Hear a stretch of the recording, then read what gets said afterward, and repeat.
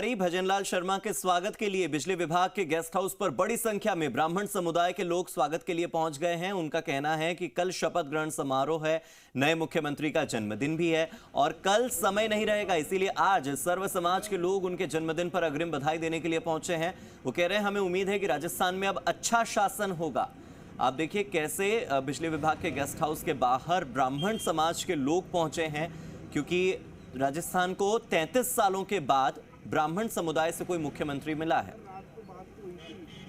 नए मनोनीत सीएम भजनलाल शर्मा का कल शपथ ग्रहण समारोह होगा और उससे पहले उनसे मिलने के लिए लगातार लोग और समाजों के लोग यहां पर पहुंच रहे हैं। अभी अस्थायी आवास उनका बिजली के पावर हाउस में बनाया गया है, जहां पर सुबह से ही लोगों का पहुंचना जारी है और आज यहां पर पहुंचने के लिए कुछ बदलाव भी किए गए हैं, सुरक्षा बढ़ाई गई है। इसके साथ ही तमाम लोग आप देख रहे हैं जो अलग अलग जगह से पहुंचे हैं। ये ब्राह्मण समाज का प्रतिनिधिमंडल है जो यहां पर पहुंचा है उनके स्वागत के लिए, क्योंकि ब्राह्मण सीएम बनने के बाद ब्राह्मण समाज के लोगों में उत्सुकता है, जोश है, वो लगातार उनके स्वागत के लिए पहुंच रहे हैं। कल भी इनमें से कुछ लोग आए थे, आज वापस से अन्य समाज के जो प्रतिनिधि हैं उनको साथ में लेकर पहुंचे। तमाम लोग यहाँ पर मौजूद हैं। आप आज बड़ी संख्या में आए क्योंकि कल 15 तारीख को माननीय मुख्यमंत्री श्री भजनलाल जी का जन्मोत्सव भी है, तो कल उनकी व्यवस्था रहेंगी, शपथ ग्रहण समारोह रहेगा, तो उनको हम बधाइयाँ नहीं दे पाएंगे। तो आज हम उनको अग्रिम बधाई देने के लिए आए हैं। आज न केवल ब्राह्मण समाज, हमारे साथ में विप्र समाज के लोग, वैश्य समाज के भी हैं, गुप्ता जी भी हैं, सब समाज के लोग हम साथ में आए हैं। यह सर्व समाज का प्रतिनिधिमंडल है जो उनको बताना चाहता है कि 36 की 36 को हम आपके साथ हैं और कंधे से कंधा मिलाकर आपके साथ 25 की 25 लोकसभा सीटें नरेंद्र मोदी जी को हम समर्पित करेंगे। हाँ, तो हमारे साथ कुछ और भी लोग हैं। आप वैश्य समाज से हैं? बिल्कुल, वैश्य समाज से हूँ मैं और हम 36 कौम वैश्य समाज ब्राह्मण समाज के साथ साथ में सभी लोग आज कल जन्मदिन की शुभकामनाएं देने के लिए भी और हमारे ओजस्वी और बिल्कुल नई ऊर्जा के साथ नए माननीय मुख्यमंत्री को बधाई देने और शुभकामनाएं देने के लिए आए हैं। हमारे साथ और भी कुछ लोग हैं जो अलग अलग जगह से आए हैं। आप कहाँ से आए हैं? मैं सूर्यनगर से आया हूँ, रिद्धि सिद्धि चौराहे। अच्छा, हाँ जी। कैसा लग रहा? अति आनंदित है। राष्ट्र प्रेम के लिए हमें बड़ी खुशी मिल रही है कि हमारे यहाँ पर राष्ट्र प्रेमी को हमारे भजनलाल जी जो मुख्यमंत्री बने हैं, सर्वांगीण विकास के लिए चारों तरफ जो हमारे लिए गौ पालक होगा, चारों तरफ हमारी संस्कृति का प्रचार प्रसार होगा, हमारे राष्ट्र के लिए, राष्ट्र निर्माण के लिए जो हमारा संकल्प किया हुआ है भाजपा ने, तो वो हमें बड़ा आनंदित और प्रफुल्लित हम लोग महसूस कर रहे हैं। तो ये तमाम लोग हैं जो अलग अलग जगह से जयपुर में पहुंचे हैं और आज जो मनोनीत सीएम है उनका यहाँ पर स्वागत ये करेंगे इनकी ओर से, क्योंकि सीएम जो बनाए गए हैं भजनलाल शर्मा, उनका कल जन्मदिन है और जन्मदिन से पहले उनको ये बधाई देने के लिए यहाँ पर पहुँचे हैं। कल जब शपथ ग्रहण समारोह होगा उसमें केंद्रीय नेता यहाँ पर पहुँचेंगे, बीजेपी के तमाम पदाधिकारी वो यहाँ पर पहुँचेंगे और ऐतिहासिक समारोह शपथ ग्रहण का जो अल्बर्ट हॉल के सामने होगा उसकी भव्य तैयारियाँ की जा रही है और आज तैयारियों को अंतिम रूप दे दिया जाएगा। सुबह कल वहाँ पर लोगों का पहुँचना शुरू हो जाएगा और कल जब 11 बजे राज्यपाल कलराज मिश्र हैं वो मनोनीत सीएम और 2 मंत्रिमंडल के सदस्यों को वहाँ पर शपथ दिलाएंगे। तो इस ऐतिहासिक समारोह में बड़ी संख्या में लोग पहुँचे और उन्हें आमंत्रित यहाँ पर किया गया है और वो भी इस समारोह के गवाह बनेंगे। कैमरा पर्सन पवन के साथ भरत राज, जी मीडिया, जयपुर। तो आप देखिए, नई सरकार का शपथ ग्रहण समारोह शुक्रवार को होगा और आज सुबह 7 बजे से रामनिवास बाग में वाहनों के प्रवेश पर रोक लगा दी गई है। और टोंक रोड की बात करें या उसके पैरेलल जो बाकी के रोड है वहां पर रूट डाइवर्ट कर दिया गया है, ट्रैफिक डाइवर्ट हो चुका है। SPG, CM security, emergency response team और सशस्त्र जवानों की सुरक्षा के घेरे में रामनिवास बाग है। Police commissioner Biju George Joseph लगातार सुरक्षा व्यवस्थाओं की मॉनिटरिंग भी कर रहे हैं। शुक्रवार दोपहर 3 बजे तक रामनिवास बाग में गाड़ियों का प्रवेश प्रतिबंधित रहेगा। तो बाकी के जो लोग हैं, जयपुर से गुजरने वाले लोग, जयपुर में रहने वाले लोग, इन सड़कों से निकलने वाले लोग, उन्हें इस बात का ध्यान रखना होगा। ट्रैफिक एडवाइजरी का ध्यान रखिएगा। और मेरे सहयोगी भरत मेरे साथ लगातार जुड़े हैं। भरत, थोड़ी देर पहले आप ब्राह्मण समाज के लोगों से बात कर रहे थे। राजस्थान को 33 सालों के बाद ब्राह्मण समाज से एक मुख्यमंत्री मिल रहा है और साथ ही पूर्वी राजस्थान से आने वाले मुख्यमंत्री के लिए तो फिर आप देखिए जगन्नाथ पहाड़िया के बाद अब सीधे भजनलाल शर्मा। बड़ा इंतजार लंबा करना पड़ा है, इसीलिए एक्साइटमेंट भी ज्यादा है।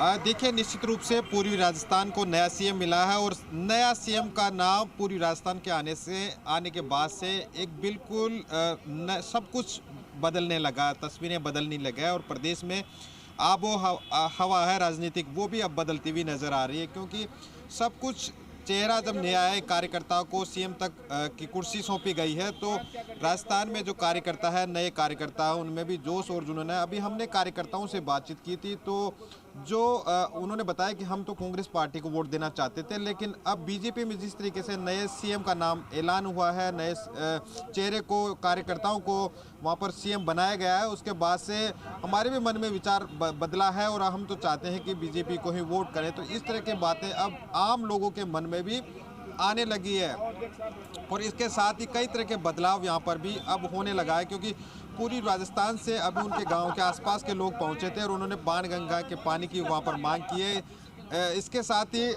तमाम जो लोग हैं उनसे बधाई देने यहाँ पर पहुँच रहे हैं। आप देख रहे हैं तमाम लोग हैं, अलग अलग जगह से आए हैं, ये मोदी की तस्वीर लेकर यहाँ पर पहुँचे हैं, उनको भेंट करेंगे। भजन लाल शर्मा को जो सीएम बनाए गए, तो एक कार्यकर्ता है जो उत्साहित है और वहाँ पर उनको शुभकामनाएं, बधाई देने वालों को ताता सुबह 7 बजे से लग रहा है। आप कहाँ से आए हैं? हम करनी विहार मंडल से आए हैं, जोटवाड़ा क्षेत्र में है करनी विहार मंडल। और पीएम की तस्वीर लेकर आए? हाँ, पीएम की तस्वीर लेके आए। मोदी जी हमारे लिए भगवान है भाई साहब। हमारे मंडल है मनमोहन शर्मा और भजन लाल जी से हमारा पहले भी हमारे साथ थोड़ा संपर्क रहा काम करने का, तो हम इनको ये करनी विहार मंडल से आए। अनुभव जी, कैसा लग रहा है? भाई साहब, एक साधारण कार्यकर्ता को मोदी जी ने आज एक स्टेट की जिम्मेदारी दे दी है। हमारा शीर्ष नेतृत्व जितना धन्यवाद दें उनको उतना कम है। एक साधारण कार्यकर्ता के लिए इससे बड़ी उपलब्धि, हर कार्यकर्ता गौरवान्वित है, हर कार्यकर्ता को गर्व है। तो ये देखिए पीएम मोदी की तस्वीर है, पीएम मोदी के नारे भी यहाँ पर लगाए जा रहे हैं और अलग अलग जो समाजों के प्रतिनिधिमंडल है वो भी यहाँ पर पहुँच रहे हैं और तमाम लोग हैं वो यहाँ पर पहुँच रहे हैं। उनसे मुलाकातों का सिलसिला अभी यहाँ पर जारी है। पत्रकारों का पिंक सिटी प्रेस क्लब के अध्यक्ष हैं, वो भी यहाँ पर पहुँच रहे हैं उनसे मुलाकात के लिए। प्रेस क्लब पत्रकारों के प्रतिनिधिमंडल है, वो भी यहाँ पर पहुँचा है, मुलाकात कर रहे हैं।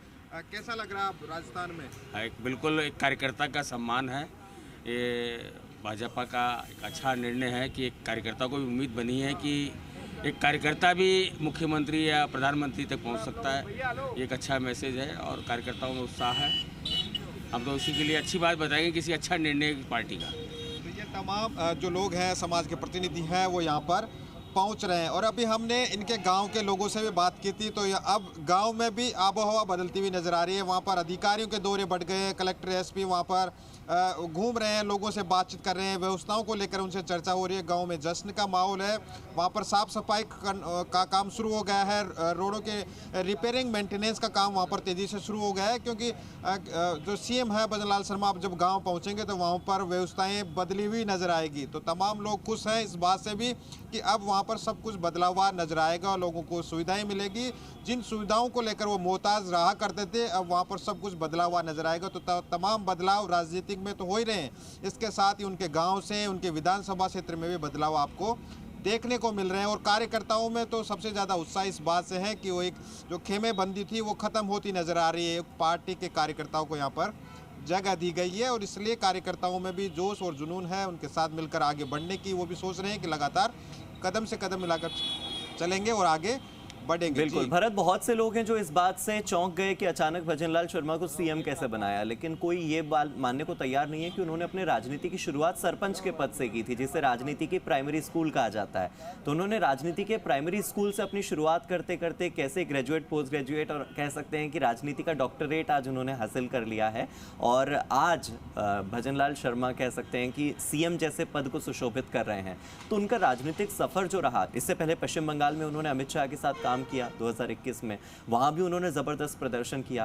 तो उनका जो काम है, उनका जो समर्पण है, उनका जो डेडिकेशन है अपने काम को लेकर और पार्टी के प्रति, आपने देखा होगा मुख्यालय के सामने उन्होंने बिल्कुल शीश नवाया जैसे ही वो चुनाव जीत कर आए, ठीक वैसे जैसे संसद के सामने प्रधानमंत्री नरेंद्र मोदी ने शीश नवाया था।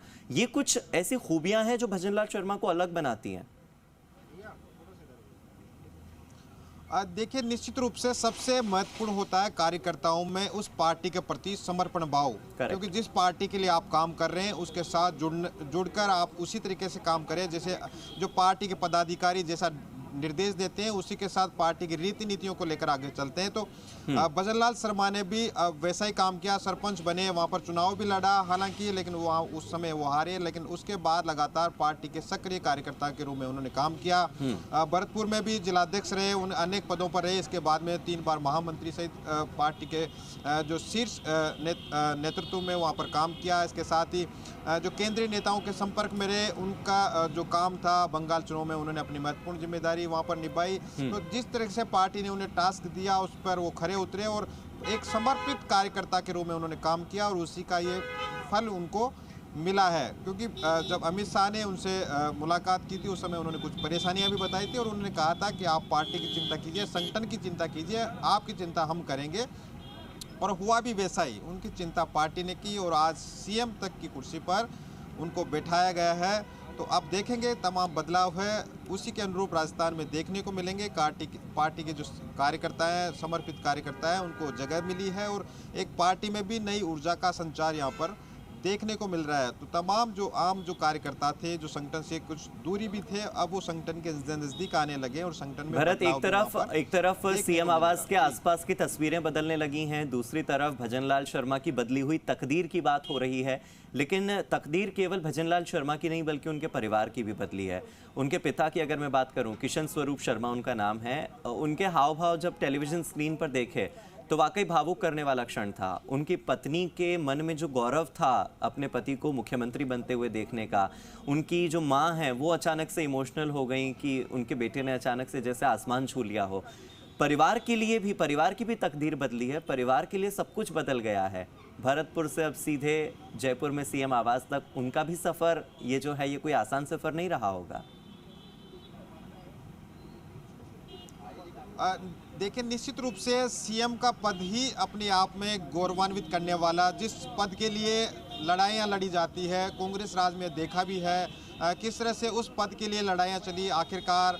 और बीजेपी में एक कार्यकर्ता को वो पद ऐसे मिल गया जैसे वहाँ तक कोई ज़्यादा जोर आजमाइश नहीं करनी पड़ी। एक कार्यकर्ता ने चुनाव लड़ा सांगानेर से, उन्हें विधायक चुना, लोगों ने उनको वोट दिया और उन्होंने विधायक चुना और पार्टी ने उन्हें सीएम तक सीधे पहुंचा दिया। तो तमाम जो कार्यकर्ताओं की बात थी, कार्यकर्ताओं को जैसा पार्टी ने जो सोच रखा था उनको सीएम बनाया और उसके बाद में कार्यकर्ताओं में तो निश्चित रूप से संचार हुआ। लेकिन परिवार के लिए भी एक भावुक करने वाला पल था।